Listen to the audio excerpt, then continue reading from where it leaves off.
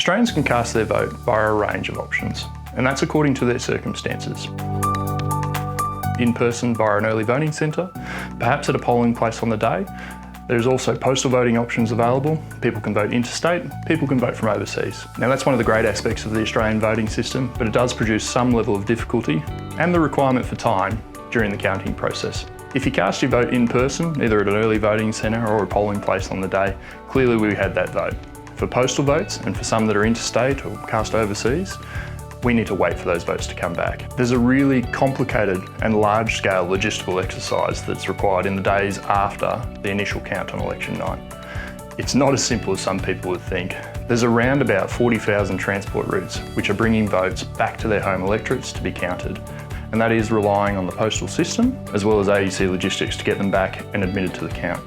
So in those days after election day, it's not just counting that we're looking to do, it's also transport and it's organisation of votes. Some people might have grievance with that because it does take a little bit of time and there's a little bit of patience required, particularly when there's a close count.